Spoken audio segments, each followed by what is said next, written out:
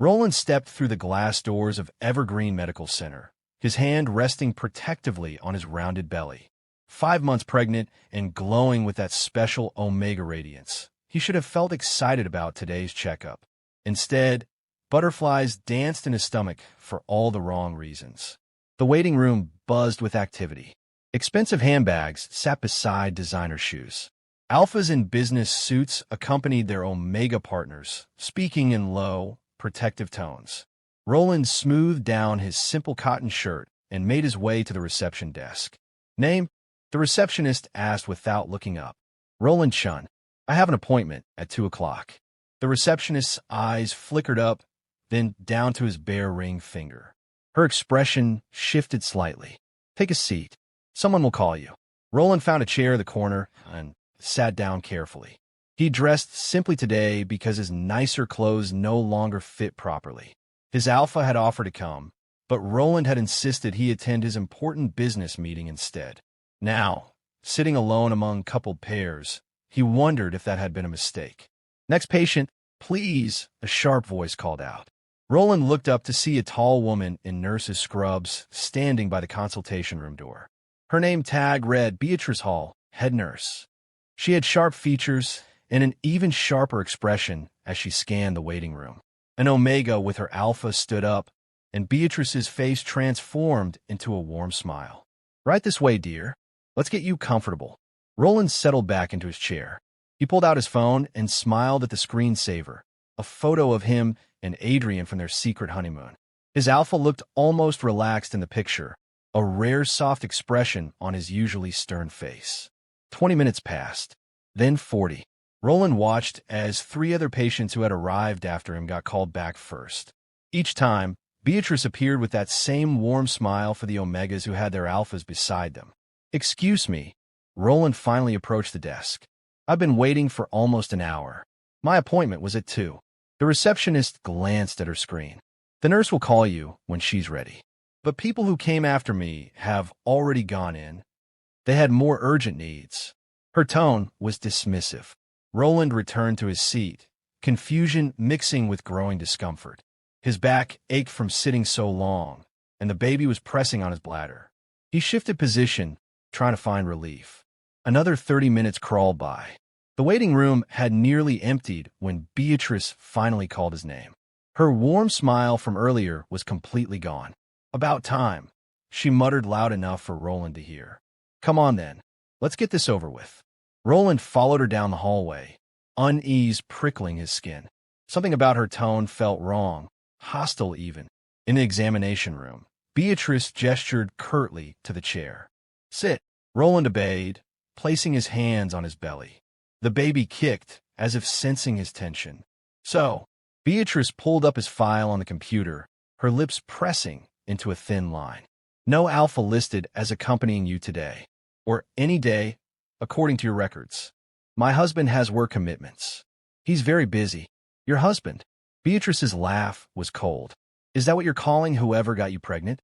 Roland's head snapped up. "Excuse me." "Look, sweetie, I've seen this story 100 times. Omega meets Alpha, thinks it's true love, ends up pregnant and alone." She crossed her arms. "You don't have to pretend with me. I'm not pretending anything. My husband and I are very happy." "Really? Then where is he?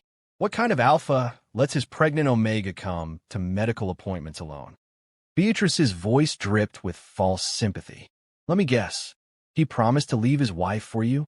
Or maybe he said he'd acknowledge the baby after it's born?" Heat flooded Roland's cheeks. "You have no right to speak to me this way." "I have every right. This is a respectable clinic. We cater to proper families, not omegas who get themselves knocked up by alphas who won't claim them." She looked him up and down. "Honestly, you should go to the free clinic on 5th Street. They're used to dealing with situations like yours." Roland stood up, his hands shaking. "I have an appointment here.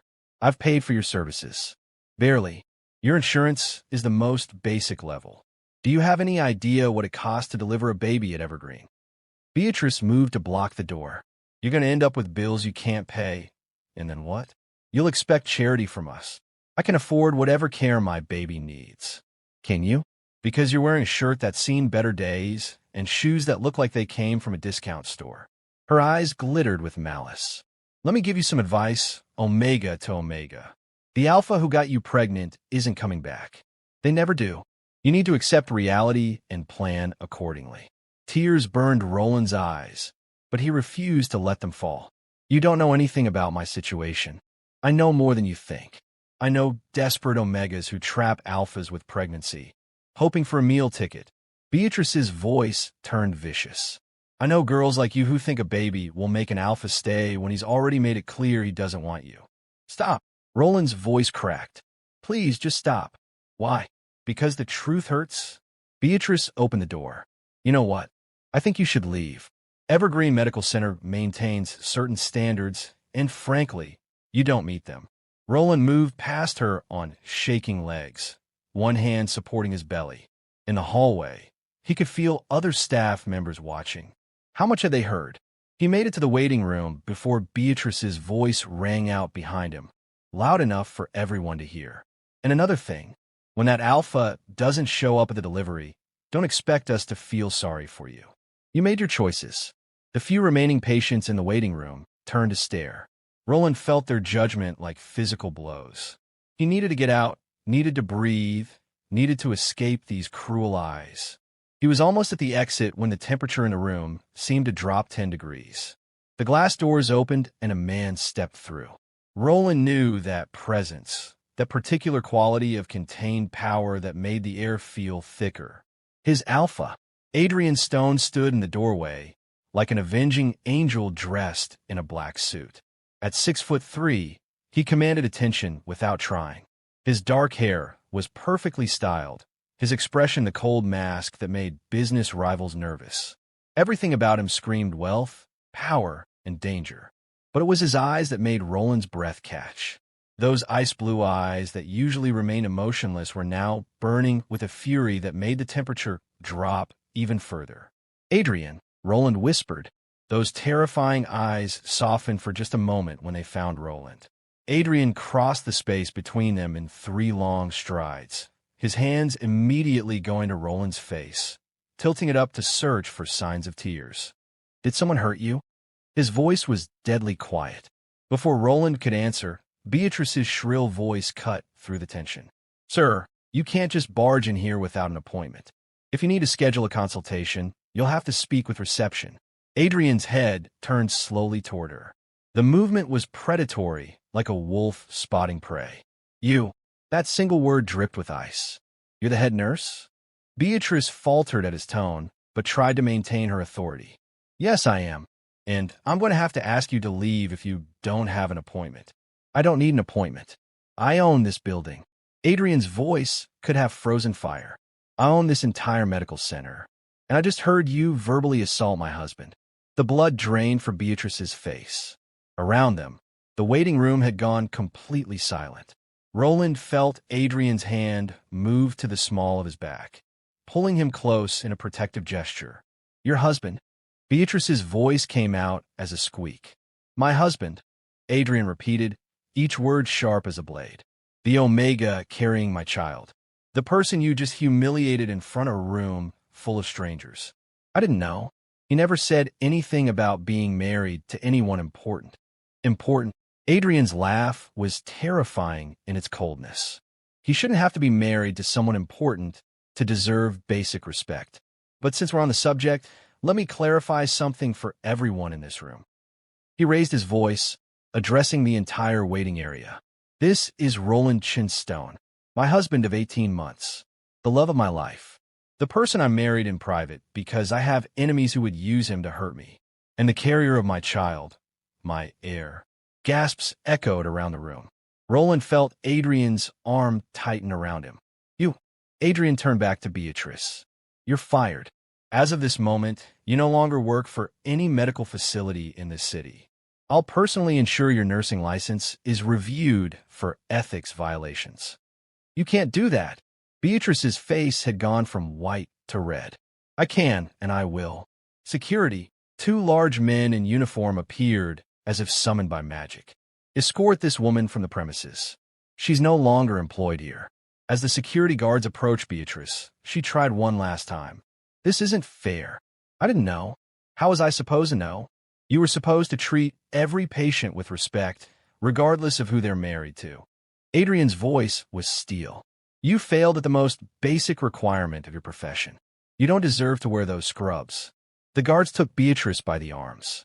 As they led her away, her protests echoed down the hallway until a door shut, cutting off the sound. Adrian turned his full attention back to Roland. His expression transformed, the cold mask melting into concern. Are you all right? Did she hurt you? Is the baby okay? We're fine, Roland managed, though his voice shook. I just want to go home. Not yet. Adrian's jaw tightened. You came here for a checkup.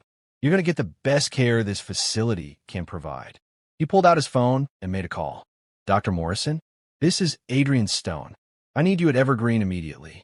My husband needs a full examination, and I want you to personally oversee his care for the remainder of his pregnancy. Cancel whatever you're doing. This is priority one. Roland touched Adrian's arm. You don't have to do all this. Yes, I do. Adrian pocketed his phone and cupped Roland's face in both hands. His thumbs gently wiped away tears Roland hadn't realized were falling. I'm sorry. I should have been here. I should have never let you come alone. You had that meeting with the Singapore investors. I don't care about Singapore. I don't care about any meeting. You and our baby are my priority. Always. Adrian pressed a soft kiss to Roland's forehead. I'm so sorry. The remaining staff had disappeared, giving them privacy. Adrian guided Roland to a plush sofa in a private consultation area Roland hadn't even known existed. Sit here. Dr. Morrison will be here in 15 minutes. Adrian sat beside him, keeping Roland's hand clasped in his. And I'm calling the security footage from today. Everyone who mistreated you will face consequences. Adrian, it's not necessary to ruin her entire career. Yes, it is. His eyes hardened again. She humiliated you. She suggested you were a gold digger and that our child was a mistake. She tried to throw you out of a medical facility while you're pregnant. He brought Roland's hand to his lips. No one treats you that way. Ever. Roland leaned into his alpha's solid warmth, finally letting himself relax. People are going to know about us now. Good. I'm tired of hiding. Tired of pretending I'm not completely devoted to you. Adrian's arm wrapped around Roland's shoulders. Let them know. Let everyone know that Adrian Stone has a weakness. And his weakness is a beautiful Omega who somehow agreed to marry him. You're not weak for loving me. No, but I'm vulnerable. And I don't care anymore. Adrian's voice softened. You're worth any risk. They sat in comfortable silence until Dr. Morrison arrived, slightly out of breath and carrying his medical bag. He was an older man with kind eyes and gentle hands. Mr. Stone, Mr. Chin Stone, I apologize for the treatment you received today. Let's get you properly examined. The checkup was thorough and gentle. Everything the earlier experience should have been. Dr. Morrison praised Roland's health, showed them the baby's strong heartbeat on the ultrasound, and assured them everything was progressing perfectly. You're having a healthy baby, Dr. Morrison smiled. The little one seems quite active. On the ultrasound screen, they watched their daughter kick and stretch. Adrian's hand tightened around Roland's, and when Roland glanced at his alpha's face, he saw wonder there, pure and unguarded. After the appointment, Adrian lifted Roland into his arms despite his protests. Adrian, I can walk. I know you can, but I want to carry you. He headed toward the private elevator. Humor your alpha. Roland wrapped his arms around Adrian's neck, breathing in his familiar scent. Cedar and rain, and something uniquely Adrian. In the elevator, Adrian set him down gently, but kept him caged against the wall, his arms on either side of Roland's body. I love you, Adrian said quietly. More than I knew it was possible to love anyone. And I swear to you, no one will ever make you feel small again. Roland reached up to touch his alpha's face, tracing the strong jawline. I love you too, even when you go all terrifying and cold on people. Especially then, maybe especially then. Roland smiled. It's quite attractive when you're being all protective. Adrian's eyes darkened with heat. He leaned down to capture Roland's lips in a kiss that was both tender and possessive. When they broke apart, Roland was breathless. Take me home, Roland whispered. Our actual home. I want to be in our space where no one can judge or question. Whatever you want, my Omega. Always. The elevator doors opened to the private parking garage where Adrian's car waited. As they drove away from Evergreen Medical Center, Roland looked back at the building one last time. The secret was out now. The whole city would soon know that the cold, ruthless Adrian Stone had a husband and a baby on the way. Roland wondered what consequences that revelation would bring, what enemies might emerge from the shadows. But as Adrian's hand found his fingers intertwining, Roland decided he didn't care. Let them come. Let the whole world know. He was done hiding, done pretending, done being treated as less than. He was Adrian Stone's husband, and together, they could face anything. The penthouse was dark when they arrived, the floor-to-ceiling windows offering a glittering view of the city below. Adrian had been silent during the drive, his jaw tight with residual anger. Now he guided Roland inside with a hand at the small of his back. "Are you hungry? I can have something sent up." Roland shook his head. "I just want to shower and lie down." "Then that's what we'll do." Adrian's phone buzzed insistently. He glanced at it, and his expression darkened further. "The news is already spread. I have 47 missed calls." "From who?" "Business partners, board members, my father." Adrian silenced the phone completely. "They can all wait. You're more important." Roland touched his arm. "Adrian, if you need to handle things." "The only thing I need to handle is making sure you're comfortable and relaxed." He pulled Roland close, careful of his belly. "Everything else is just noise." In a master bathroom, Adrian started the shower, testing the temperature until it was perfect. He helped Roland undress with gentle hands, his touch reverent as he traced the curve of Roland's growing belly. "She's getting bigger every day," Adrian murmured. "She's going to be tall like you. I can already tell. I hope she has your eyes, and your kindness, and your strength." Roland laughed softly. "I'm not strong. I cried today. You endured cruelty with dignity. That's strength." Adrian kissed his shoulder. "Come on, let's get you cleaned up." Under the warm water, Adrian washed Roland's hair with careful fingers, massaging his scalp until Roland practically purred with contentment. He soaked Roland's body with tender care, paying special attention to his aching lower back. "Better?" Adrian asked. "Much better." Roland turned in his arms. "Thank you for coming today, for standing up for me. I'll always stand up for you, always protect you, always love you." Adrian kissed him softly. "That's what I promised on our wedding day." Roland smiled at the memory. Their wedding had been small and secret, just them and two witnesses in a private ceremony at Adrian's cabin in the mountains. No guests, no publicity, just their love and commitment. "Do you regret keeping it secret?" Roland asked. "I regret that it made today possible. If everyone had known from the start, that nurse would never have dared speak to you that way." Adrian's arms tightened around him. "But I don't regret protecting you from the dangers that come with being connected to me." "What dangers?" Adrian was quiet for a moment, his hands stilling on Roland's back. "I have enemies, Roland. Business rivals who would use any weakness against me. Competitors who play dirty. I couldn't risk them targeting you. I'm not afraid. I know. That's one of the many reasons I love you." Adrian turned off the water and wrapped Roland in a soft towel. "But now that our marriage is public, we need to be more careful. I'm doubling your security detail." "Adrian." "Non-negotiable." His tone was firm but loving. "You're carrying my air. That makes you a target for anyone who wants to hurt me or my company." Roland wanted to argue, but exhaustion was catching up with him. Adrian seemed to sense it, because he quickly dried them both off and led Roland to their massive bed. "Rest now. We'll deal with everything else tomorrow." But sleep didn't come easily. Roland's mind kept replaying the scene at the clinic, Beatrice's cruel words, the shock on everyone's faces when Adrian revealed their marriage. Tomorrow, the entire city would be talking about them. "Stop thinking so loud," Adrian murmured in the darkness. "I can practically hear your thoughts racing." "Sorry. I just keep wondering what happens next." "Next, I'll hold you while you sleep. Then tomorrow, we face whatever comes together." Adrian's hand splayed protectively over Roland's belly. "The three of us against the world." Roland finally drifted off to the sound of Adrian's steady heartbeat, feeling safe despite the storm he knew was coming.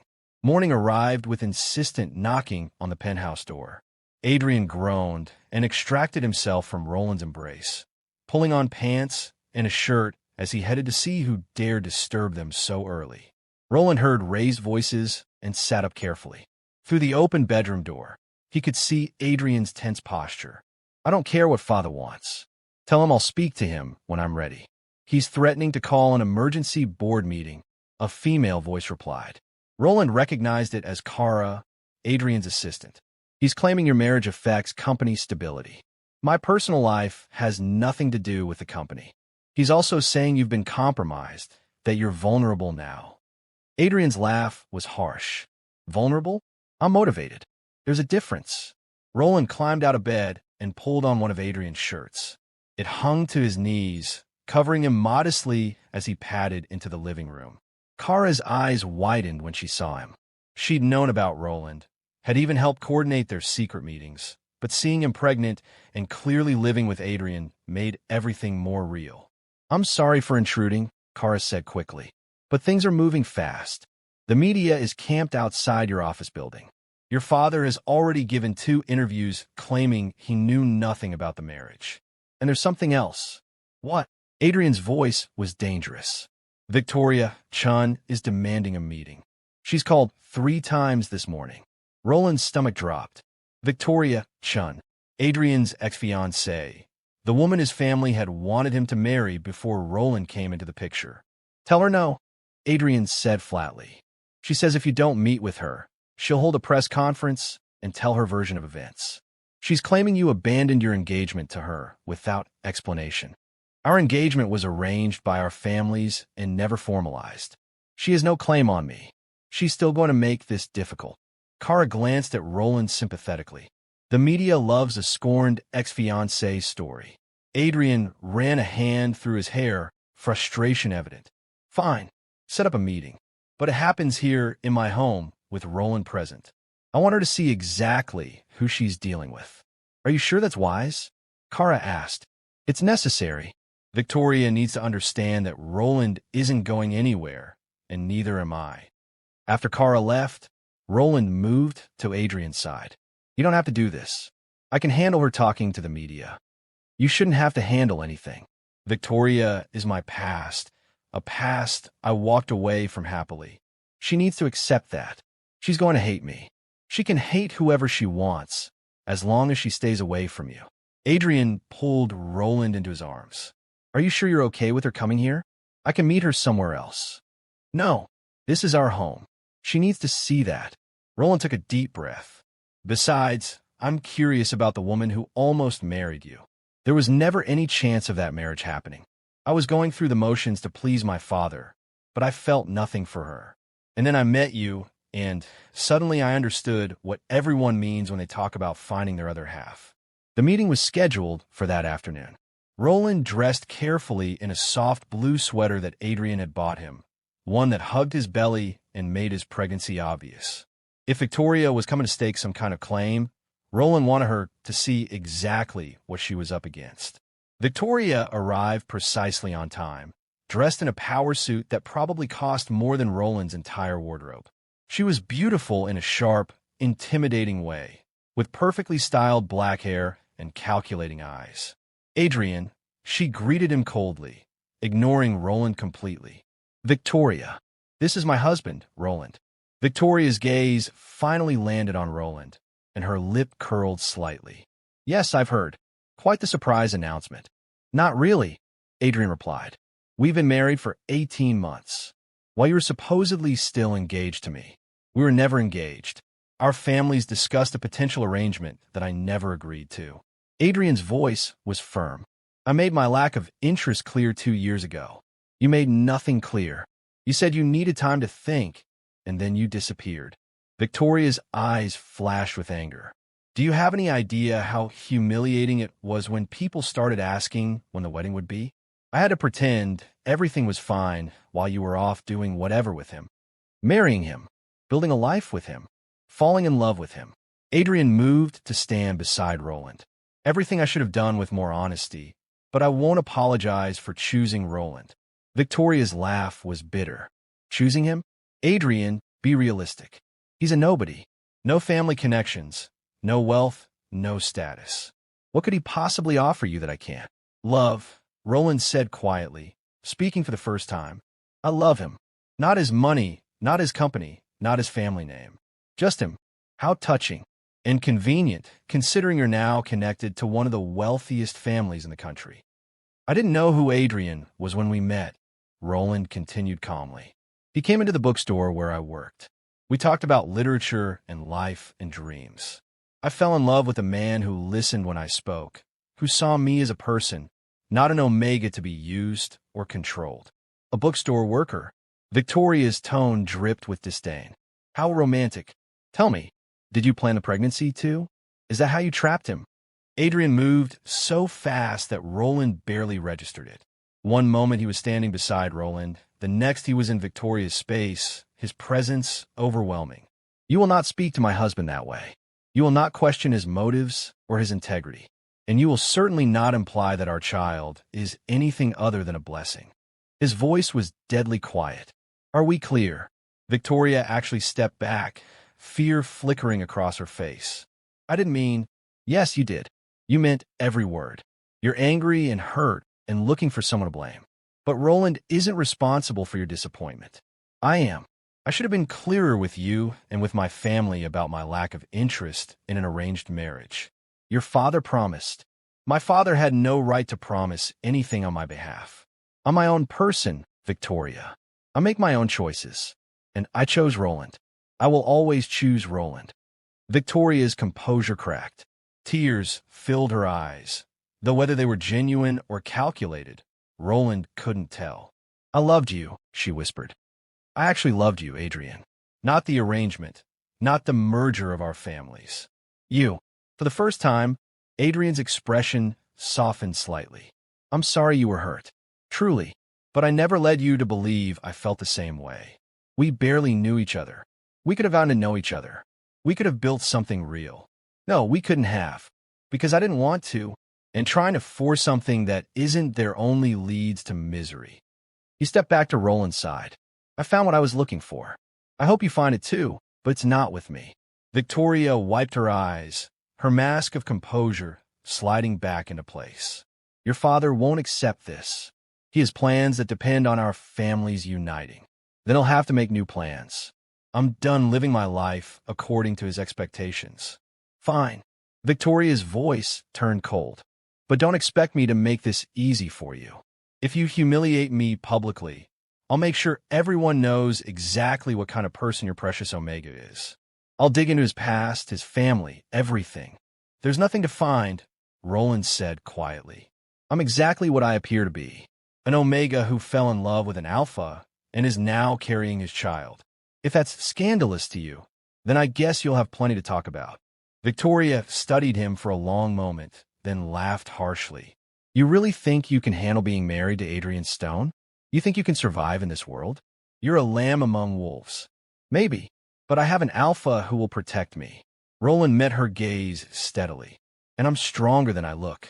We'll see. Victoria turned to Adrian. I hope he's worth losing everything for. He is. He's worth more than everything. After Victoria left, Roland sagged against Adrian, his heart pounding. The confrontation had been more intense than he'd expected, and standing up to someone like Victoria had taken all his courage. You were amazing, Adrian murmured into his hair. So strong and brave. I was terrified. You didn't show it. You faced her down like a queen. Adrian lifted Roland's face to look at him. I'm so proud of you. She really loved you. Maybe she thought she did. But love isn't about possession or arrangements. It's what we have. This choice we make every day to be together, to support each other, to build a life. Roland nodded, then gasped as the baby kicked hard. Adrian's hand immediately went to his belly, his face lighting up when he felt the movement. She's active today. She knows her parents were being brave. She's proud too. Roland smiled despite his exhaustion. Adrian, is this going to get worse before it gets better? Probably. My father will make his move soon. Victoria might follow through on her threats. The media will be relentless. Adrian's arms tightened around him. But we'll handle it. Together. And at the end of all this chaos, we'll still have each other and our daughter. That's all that really matters. That night, Adrian ordered dinner from Roland's favorite restaurant, and they ate on the balcony, watching the city lights twinkle below. It felt like a small moment of peace before the storm. "Tell me something happy," Roland requested. "Something that has nothing to do with Victoria or your father or any of this drama." Adrian thought for a moment, a rare smile crossing his face. "I've been thinking about names. For the baby." "Yeah? What names?" "I like Celeste. It means heavenly." Adrian's hand found Roland's belly again. "Because she is a piece of heaven I didn't know I was missing." Roland's eyes filled with tears. "Celeste. I love it. Celeste Chinstone. Our daughter." Adrian leaned over to kiss Roland softly. "Our future." They sat in comfortable silence, Roland resting against Adrian's shoulder, both of them imagining the life growing inside Roland. A life they created together out of love and hope and possibility. Whatever challenges tomorrow brought, whatever enemies emerged from the shadows, they would face it all. Because they had this love, this connection, this unbreakable bond. And that was worth fighting for. The dinner invitation arrived 3 days later on expensive cream stationery. Richard Stone requested the pleasure of Adrian and Roland's company at the family estate for what the invitation called a discussion of recent developments. "He's summoning us like we're employees," Adrian said darkly, reading the invitation for the third time. "We don't have to go," Roland offered, though he knew that wasn't really an option. Adrian's relationship with his father was complicated, built on years of expectations and disappointments. "Yes, we do. If I refuse, he'll just escalate. Better to face him now and set boundaries." Adrian looked at Roland with concern. "But if at any point you want to leave, we leave. No matter what he's saying or threatening." The Stone family estate sat on 20 acres outside the city, a sprawling mansion that spoke of old money and older power. As their car pulled up the circular driveway, Roland felt his anxiety spike. "Remember, you're my husband and equal partner in this marriage. You don't answer to him, you don't justify yourself to him, and you certainly don't let him intimidate you." Adrian took Roland's hand. "I've got you." Richard Stone waited in his study, a room designed to make visitors feel small. Dark wood panels, leather-bound books, and a massive desk created an atmosphere of authority. Adrian's father sat behind that desk like a king on his throne, his expression cold and assessing. "Adrian, and this must be the Omega who's caused such upheaval." Richard didn't stand or offer any greeting. "This is Roland, my husband." Adrian's hand remained at Roland's back. "And he hasn't caused any upheaval. I did, by choosing to marry for love rather than convenience." "Love." Richard said the word like it tasted bitter. "Sit down. We have much to discuss." They sat in the chairs facing his desk, positioned deliberately lower than Richard's seat. It was a power play, one that Adrian clearly recognized and resented. "The board is concerned," Richard began without preamble. "Your sudden announcement has raised questions about your judgment and stability. Some members are suggesting you're not fit to take over as CEO when I retire. Then those board members can be replaced. I've built my division into the most profitable segment of the company.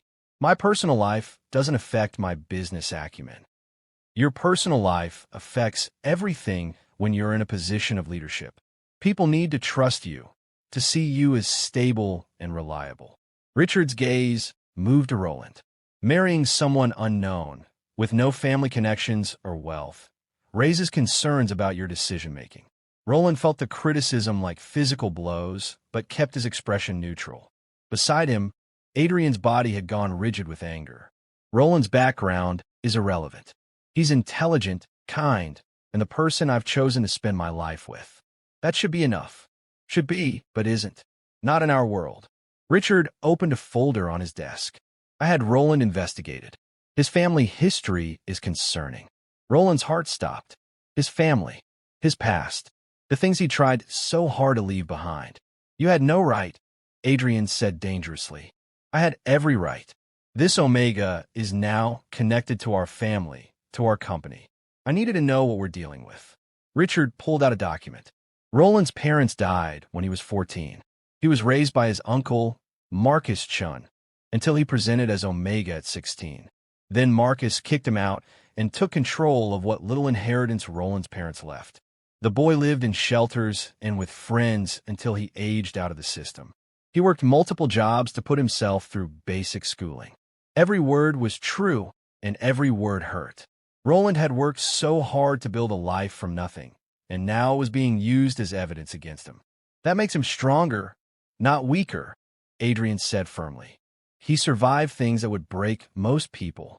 He put himself through school, made something of himself despite having no support. That takes incredible strength, or it shows he's desperate. Desperate people make poor choices, like trapping a wealthy alpha with a pregnancy. Roland found his voice. I didn't trap anyone. Adrian and I fell in love. The pregnancy was a surprise, but a welcome one. Was it? Or did you see an opportunity to secure your future? Richard's eyes were cold. I've dealt with gold diggers before, boy. You're not as clever as you think. That's enough. Adrian stood up, his presence filling the room. Roland is not a gold digger. He tried to refuse money from me multiple times when we were dating. He insisted on working and supporting himself.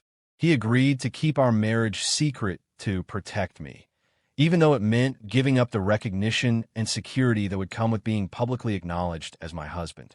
Nothing about his actions suggests anything but genuine love. Then he's a good actor.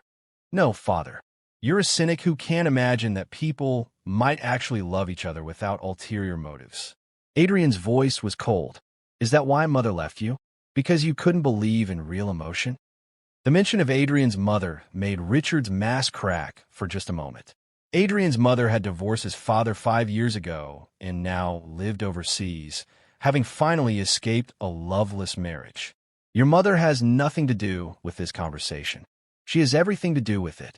You drove her away with your coldness and your schemes and your inability to value anything that can't be quantified in dollars. I won't make the same mistakes you did. I won't sacrifice love for power. Before Richard could respond, the study door opened and a young woman swept in. Fiona, Adrian's younger sister, was 23 and had inherited their father's calculating nature. Oh good, you're all here. I wanted to meet the famous Omega who's stolen my brother's common sense. Fiona's smile was sharp as she looked Roland up and down. How far along are you? 5 months? 6? 5 months, Roland replied cautiously. Interesting timing. You've only been married 18 months according to Adrian's announcement, which means you got pregnant pretty quickly. Fiona sat on the edge of her father's desk, almost like you were trying to lock him down before he had time to reconsider. Fiona, enough, Adrian warned. What? I'm just saying what everyone's thinking. It's awfully convenient that a poor Omega meets a wealthy Alpha, gets pregnant fast, and suddenly has access to unlimited resources. She tilted her head. How much did you research Adrian before that supposed chance meeting at the bookstore? Did you know who he was before you walked in? Roland's hands clenched in his lap. I had no idea who Adrian was. I thought he was just a businessman who liked reading. Sure you did. And I'm sure it was pure coincidence that you worked at a bookstore Adrian happened to frequent. You probably engineered the whole meeting. I worked there because it was close to my apartment, and the owner gave me flexible hours so I could attend classes. I met Adrian because he came in looking for a specific book on philosophy. I helped him find it. That's all. That's the story you're sticking with. Fiona's voice dripped with sarcasm. Adrian moved to stand in front of Roland protectively. Fiona, I've tolerated your games before because you're family, but if you continue to insult my husband, you and I will have a serious problem. Oh, please, Adrian. You've always been too soft. Father and I are just trying to protect you from making a mistake that will ruin your life. My mistake would be listening to either of you. Adrian looked between his sister and father. Roland is my husband, the mother of my child, the person I love more than anything. If you can't accept that and treat him with respect, then you won't be part of our lives. It's that simple. Richard stood up, his face reddening with anger. You would cut off your family for some Omega you barely know? I've known Roland for 2 years. I know his character, his heart, his soul. I know him better than I've ever known you. Adrian's voice was steady. And yes, if forced to choose between you and him, I choose him. Every single time. Then you're a fool. Maybe, but I'm a happy fool. Can you say the same about yourself, father? Adrian took Roland's hand and pulled him to his feet. Come on, love. We're leaving. As they headed toward the door, Richard's voice stopped them. If you walk out that door, I'll call an emergency board meeting. I'll use my influence to have you removed from your position. I'll make sure the company passes to Fiona instead of you. Adrian turned back, his expression almost pitying. Do what you need to do, father. I'll find another path. But I won't give up Roland. Not for the company, not for your approval, not for anything. You'll regret this. The only thing I regret is not standing up to you sooner. Adrian's arm went around Roland's shoulders. Goodbye, father. When you're ready to accept Roland as part of this family, you know where to find us. Until then, stay away from us. They made it to the car before Roland started shaking. All the fear and anger he'd been holding back came rushing out, and tears streamed down his face. I'm sorry, he gasped. I try to be strong, but they were so cruel. You were incredibly strong. You stood there and took their abuse with dignity. I'm so proud of you. Adrian gathered him close, heedless of the tears soaking into his expensive suit. And I meant what I said. I choose you. I will always choose you. But your company, your legacy, means nothing without you. Don't you understand? You and our daughter are my legacy now. Everything else is just business. They drove back to the city in silence, Roland curled against Adrian's side. But the peace didn't last long. When they reached the penthouse, Kara was waiting with an urgent expression. We have a problem. Victoria has joined forces with someone from Roland's past. His uncle, Marcus Chun. Roland's blood ran cold. Marcus, the man who'd stolen his inheritance and thrown him out when he was just 16. The man who'd told him he was worthless and would never amount to anything. What do they want? Adrian asked sharply. They're threatening to sue for custody of the baby. Marcus is claiming that Roland is mentally unstable due to childhood trauma and unfit to be a parent. Victoria is backing him up, saying you were coerced into the marriage. Kara looked apologetic. They filed preliminary paperwork with the family court. They can't take our baby. Roland's hands went protectively to his belly. They can't. They won't. I promise you they won't. Adrian was already pulling out his phone. I'm calling our lawyers. All of them. We're going to bury Marcus and Victoria in so much legal trouble they'll beg for mercy. Over the next several hours, the penthouse filled with lawyers, each one more expensive and intimidating than the last. They discussed strategy, precedents, and possible outcomes. Through it all, Adrian kept Roland close, his presence a constant reassurance. Marcus has a record, one lawyer noted. He embezzled from Roland's trust fund. We can use that to discredit him. And Victoria's involvement weakens her credibility, another added. This looks like a revenge plot, not genuine concern for a child's welfare. But even with the legal team's confidence, Roland couldn't shake his fear. That night, lying in bed beside Adrian, he finally voiced his deepest worry. What if they're right? What if I'm not strong enough to be a good parent? What if my past makes me damaged? Adrian rolled to face him, his expression fierce. Your past makes you a survivor. It makes you someone who understands struggle and hardship and the importance of unconditional love. Our daughter will be lucky to have you as a parent. How can you be so sure? Because I see who you are. I see your kindness, your strength, your capacity for love. I see how you've built a life from nothing and never let bitterness poison your heart. Adrian's hand cupped Roland's face. You're the strongest person I know, Roland, and you're going to be an amazing parent. Roland wanted to believe him, but doubt gnawed at his insides. What if we lose? What if the court believes their lies? We won't lose. I have the best legal team money can buy, and more importantly, we have the truth on our side. You're a loving, stable person in a committed marriage. No court would remove a child from that environment based on false claims. But Marcus will tell them things about how I lived, the places I stayed, the people I knew. He'll make it sound worse than it was. Let him try. My lawyers will tear apart every word he says. Adrian's voice was absolutely confident.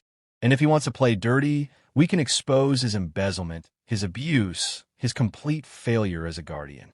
We'll show the court exactly who Marcus Chun really is. The next morning brought more bad news.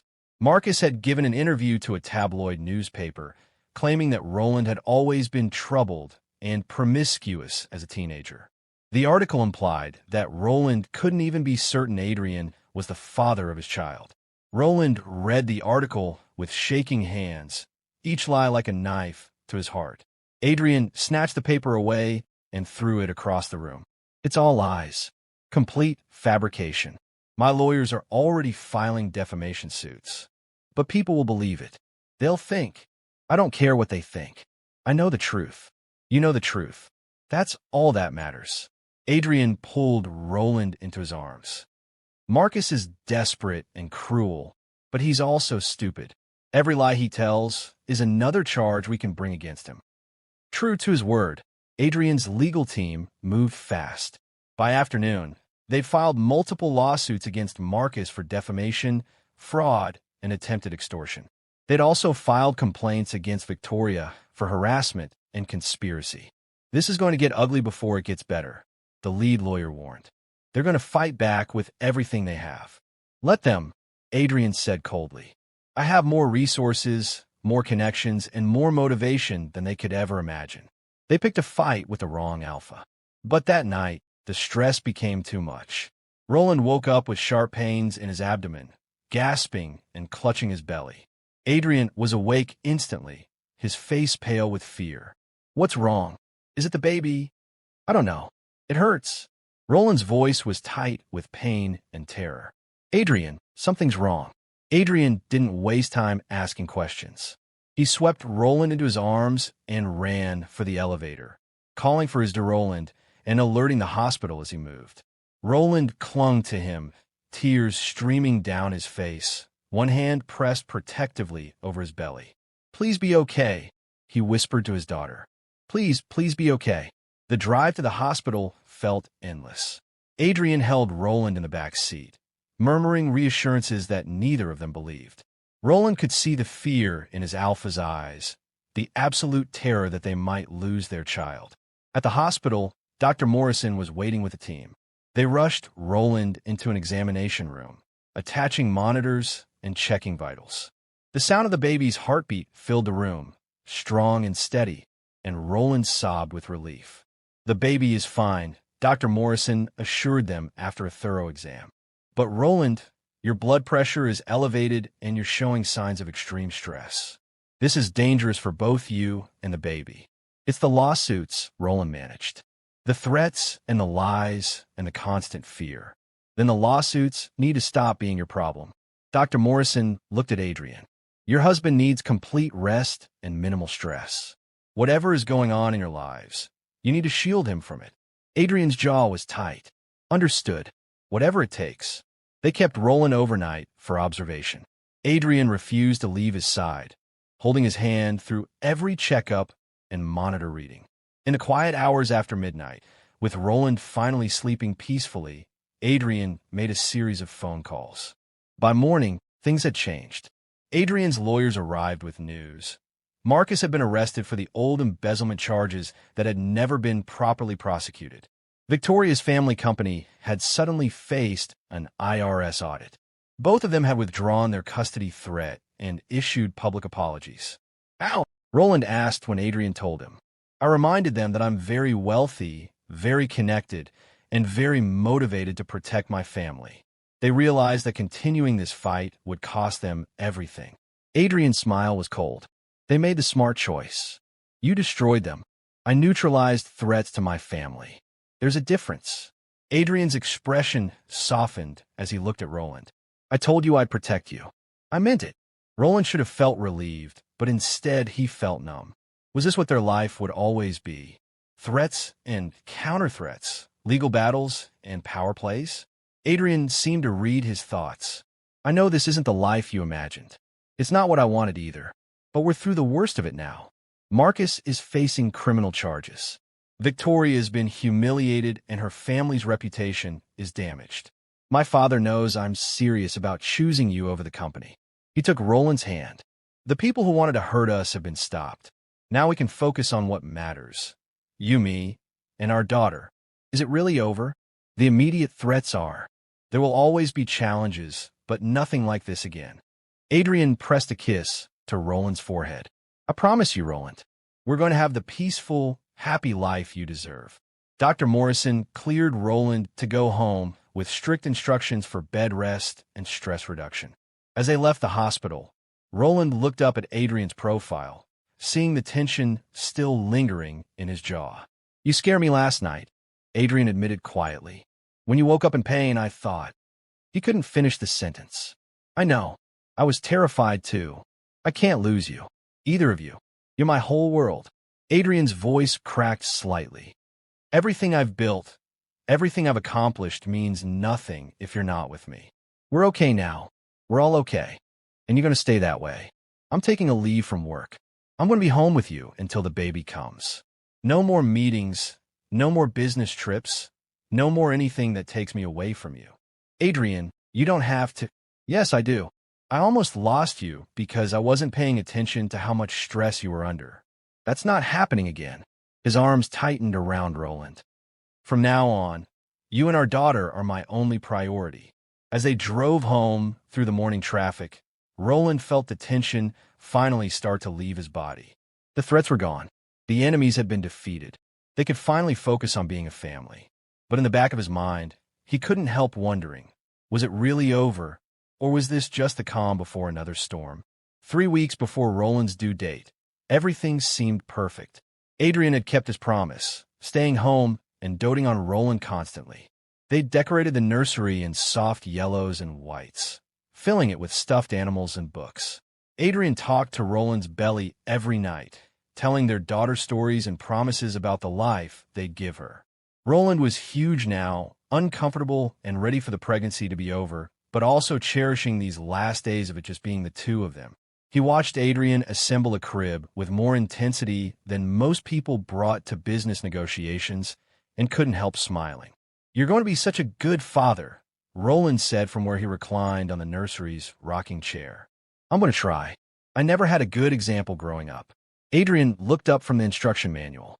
My father was always working, always focused on the company. I barely saw him. I want to be different. You already are different. You're here. You care. The baby kicked hard, making Roland wince. Adrian was at his side immediately, his hands gentle on Roland's belly. Easy there, little one. Don't kick your daddy so hard. She's just excited to meet you. 3 more weeks. We can wait 3 more weeks. Adrian pressed a kiss to Roland's stomach. Stay in there where it's safe. But their daughter had other plans. Roland's water broke at 2 in the morning, 3 weeks early. He woke Adrian with shaking hands, fear and excitement warring in his chest. It's time. Adrian, it's time. Adrian was awake and moving instantly, years of high-pressure business decisions making him calm in a crisis. He helped Roland dress, grabbed the hospital bag they'd prepared, and had them in the car within minutes. Breathe, love. Just breathe.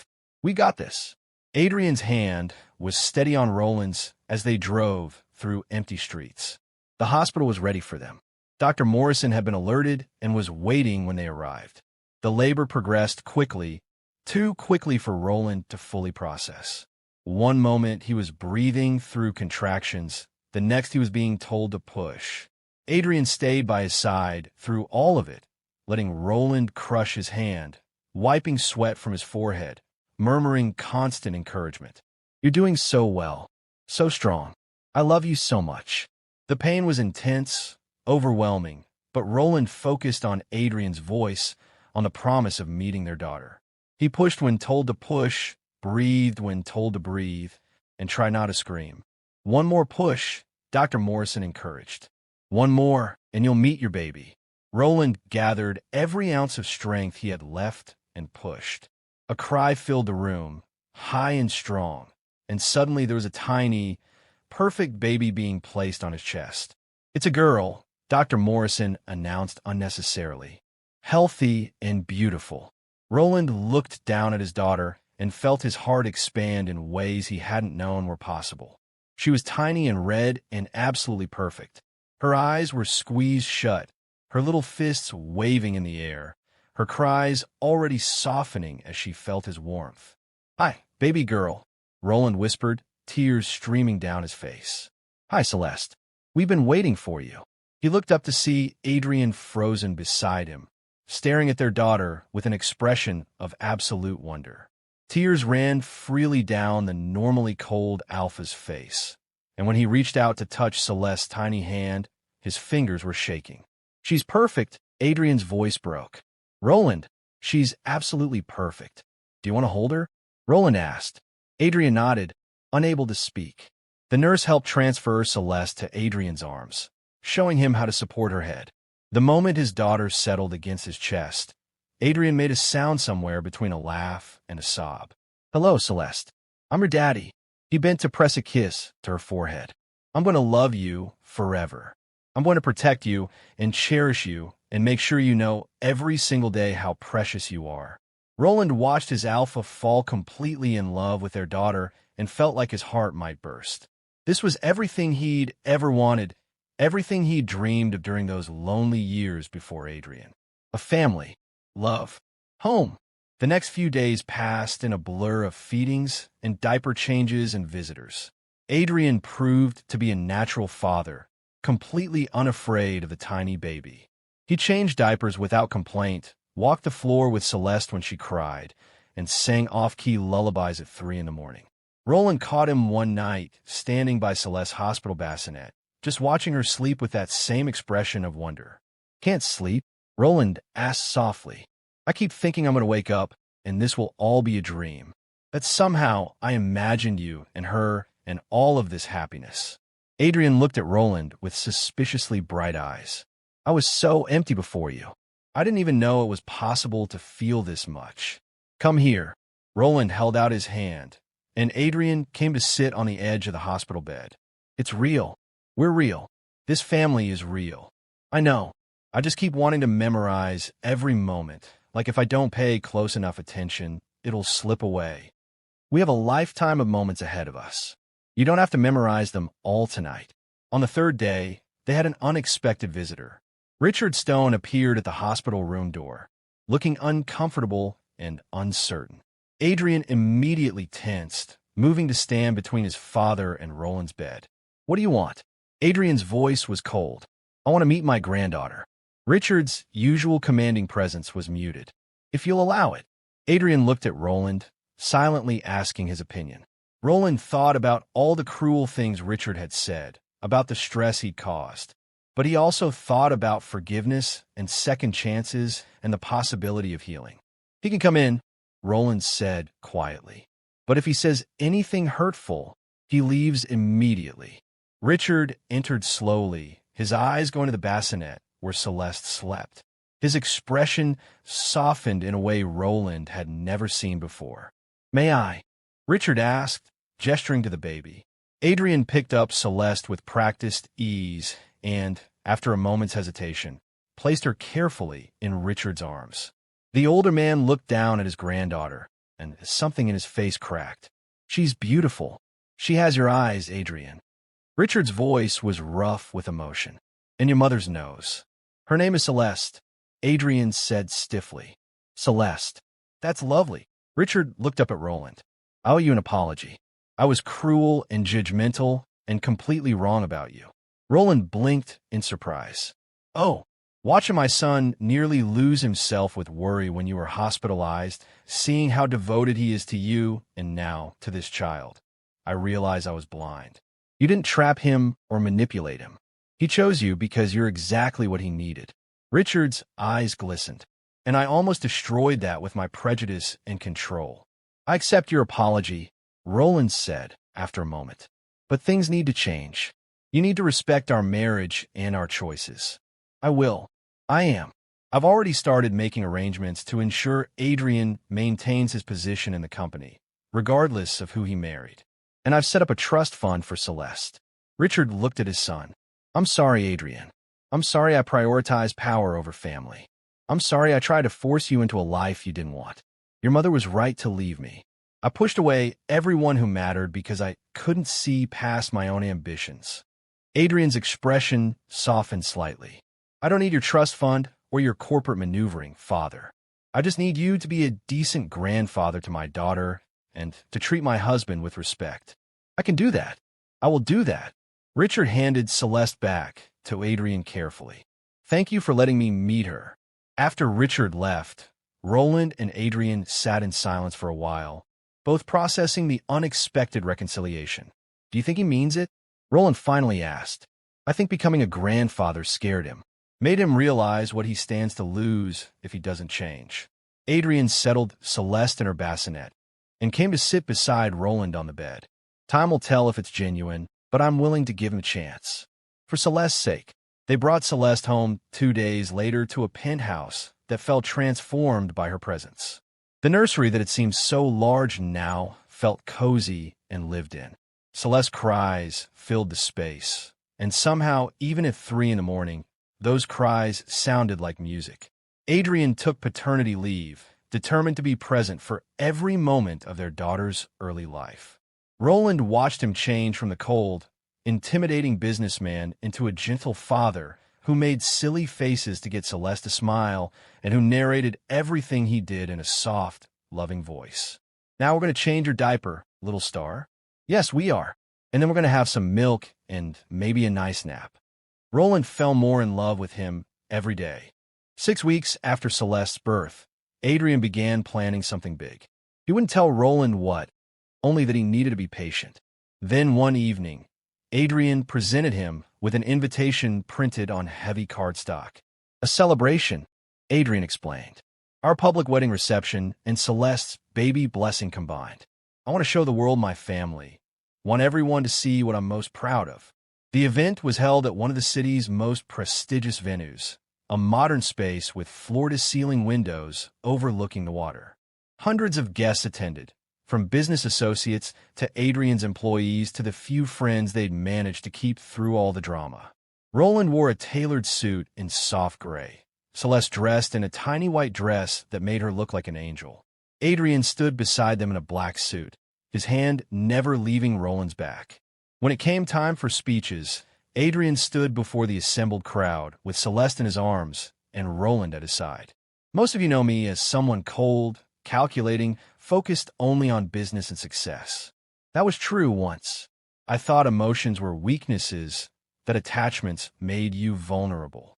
Adrian looked down at Celeste, his expression tender. Then I met Roland, and he taught me that the opposite is true. Love doesn't make you weak. It makes you invincible. The crowd was silent, hanging on every word. Roland saw past my walls to the person underneath. He loved me not for my wealth or my power, but for who I am at my core. And when he told me he was pregnant, I realized I had a choice.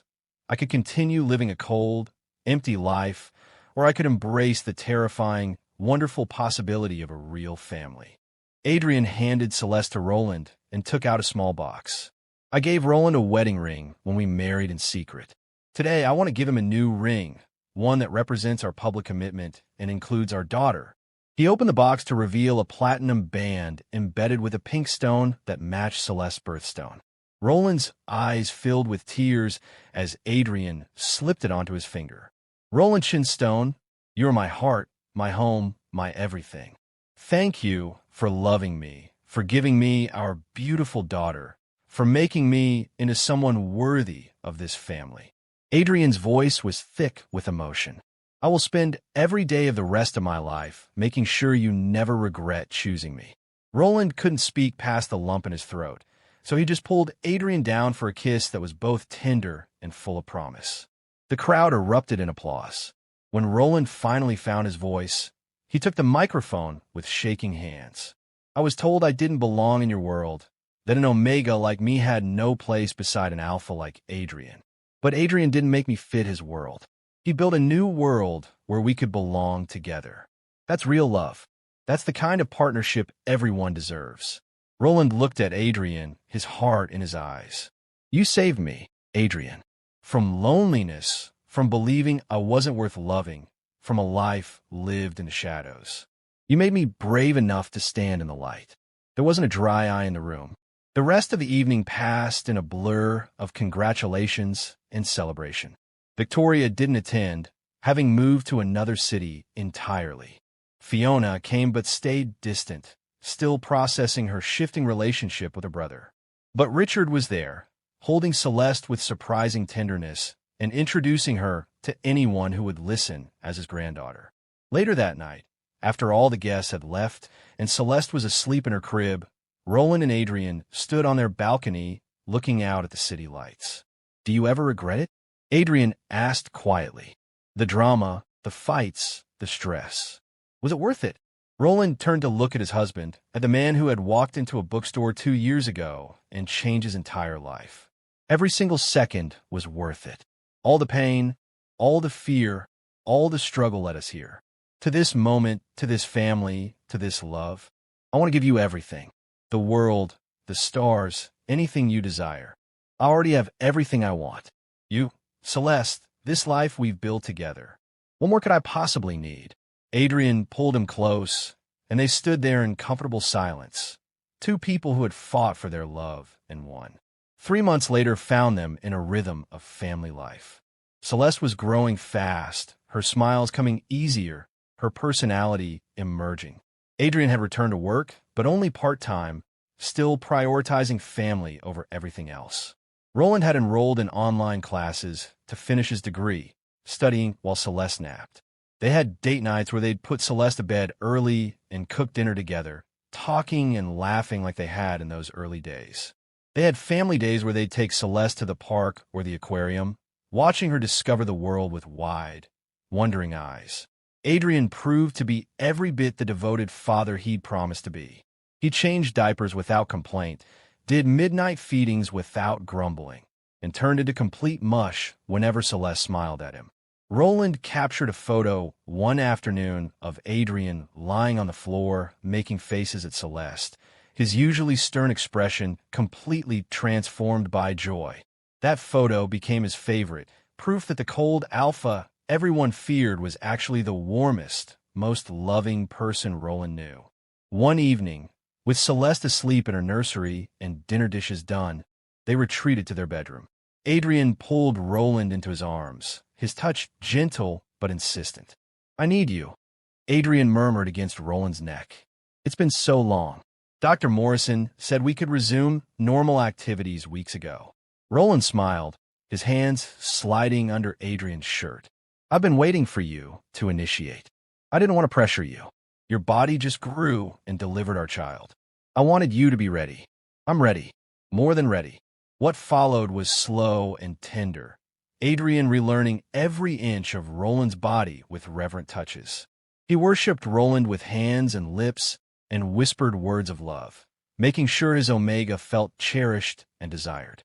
"You're so beautiful," Adrian breathed against Roland's skin. "Even more beautiful than before. You grew our daughter. Your body is amazing." Roland arched into his touch, feeling loved and wanted and completely safe. This was intimacy beyond just physical pleasure. This was two souls connecting, two hearts beating as one. Afterward, wrapped in each other's arms, they talked about the future, about giving Celeste siblings eventually, about Roland's plans to become a teacher, about Adrian's ideas for scaling back his business involvement even more. "I want to be present," Adrian said firmly. "I don't want to be like my father, missing everything important because of work. I want to see Celeste's first steps, hear her first words, be there for every moment." "You will be. You already are." Adrian pressed a kiss to Roland's temple. "Thank you for this life, Roland. Thank you for believing in me, for loving me, for giving me a family. Thank you for finding me, for seeing me, for choosing me every single day." A cry from a nursery interrupted their moment. Adrian smiled and kissed Roland once more before getting up to check on their daughter. Roland followed, and they stood together by Celeste's crib, watching her settle back to sleep. "This is perfect," Roland whispered. "This moment, this family, this love, everything I ever dreamed of and more." Adrian's arm came around his shoulders, pulling him close. "Everything I never knew I needed until I found you." 6 more months passed in a blur of joy and growth. Celeste started crawling, then pulling herself up on furniture, always on the verge of walking. Roland finished his degree with honors, thanks to Adrian's support and encouragement. Adrian continued to excel at work while maintaining his commitment to family time. Richard had proven genuine in his change, becoming a doting grandfather who spoiled Celeste terribly but also respected Roland and Adrian's boundaries. Fiona remained distant, but no longer hostile, sending birthday gifts for Celeste and the occasional text to Adrian. One evening, as they put Celeste to bed together, Roland found himself overwhelmed with gratitude. He watched Adrian sing a lullaby to their daughter, his voice soft and slightly off-key, and felt tears prick his eyes. Adrian noticed and looked up with concern. "What's wrong?" "Nothing's wrong. Everything's right." "So perfectly, wonderfully right." Roland smiled through his tears. 2 years ago, I was alone, working multiple jobs, believing I'd never find someone who'd love me. And now look at us. Look at this life we've built." Adrian finished tucking Celeste in and came to wrap his arms around Roland. "You deserved this happiness all along. I'm just grateful I got to be the one to give it to you." We gave it to each other. They stood there in the doorway of the nursery, watching their daughter sleep, feeling the weight of their love and commitment and the beautiful future stretching out before them. "Forever," Adrian whispered. "You, me, and Celeste. Forever. Forever," Roland agreed, knowing with absolute certainty that they meant it. Their story hadn't been easy. They'd faced judgment, cruelty, betrayal, and countless obstacles. But they'd faced it all together, and that had made all the difference. Love hadn't made them weak or vulnerable. It had made them stronger, braver, better. As Roland settled into bed that night, with Adrian's arms around him and their daughter safe in the next room, he thought about that nurse who tried to humiliate him all those months ago. She'd assumed he was alone, abandoned, unworthy. She'd been so completely wrong. He wasn't alone. He had Adrian, his alpha, his husband, his partner, and everything. He had Celeste, his daughter, his joy, his future. He had a family built on love and choice and commitment. The cold alpha everyone feared had turned out to have the warmest heart. And that heart belonged to Roland and Celeste, now and forever. That was the greatest love story of all. If you loved Roland and Adrian's journey from that humiliating clinic encounter to their beautiful forever, please hit that subscribe button so you don't miss more heartwarming romance stories. Drop a comment telling us where in the world you're watching from, and let us know what part of their story touched your heart the most. See you in the next one.